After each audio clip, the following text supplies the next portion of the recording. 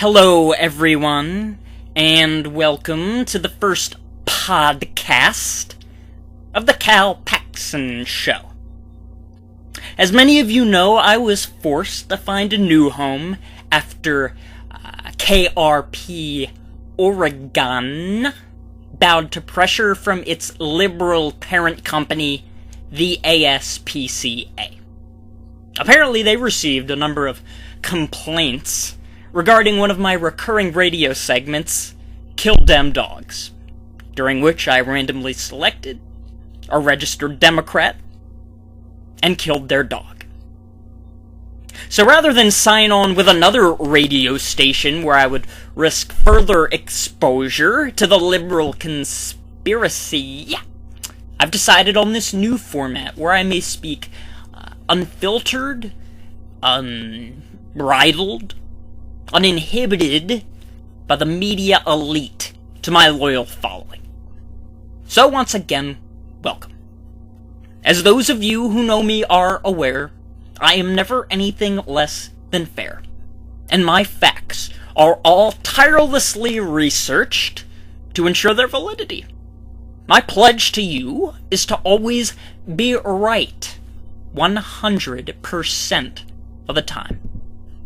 So let's get started then. President-elect Barack Obama plans to invite Satan to the White House on his black chariot. So says a pending update to his Wikipedia entry.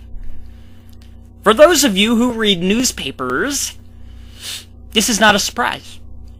But its confirmation is nevertheless disturbing. The White House, the place where presidents reside, the most sacred place in America, will soon be more godless than George Takei sampling vibrators at a Code Pink ice cream social. How did we allow this to happen? In the United States of America, the country of Washington, of Jefferson, Reagan, and Lee Greenwood, 53% of Americans were brainwashed or possessed by the devil's agents as they pulled a lever in favor of the end of days. Now, some of them are standing by their decision even days after the fact, and clearly those individuals are not possessed by the devil because the devil cannot possess a soul for more than 72 hours. Source Wikipedia.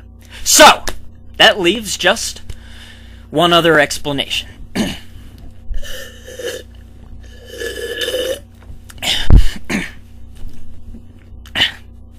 Apart from the just straight-up wackos on the far left, and they are plentiful and always breeding, the other votes for Obama can be explained by a brainwashing technique, not unlike the film The Manchurian Candidate. Now, the details of how it worked are not all known to me. I have not seen it, because it received a frowny face rating from the American Family Council's Movie Mom.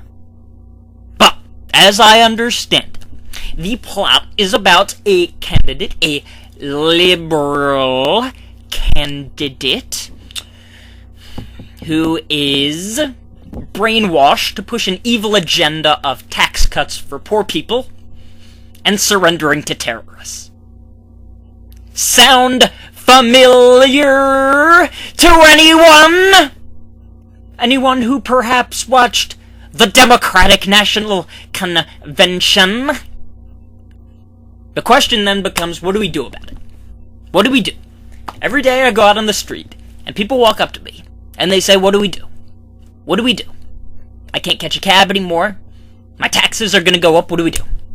Well, if you're MSNBC, the cable news channel, I'm making air quotes around news, you report about, what else? The clothing budget of Governor Sarah Palin.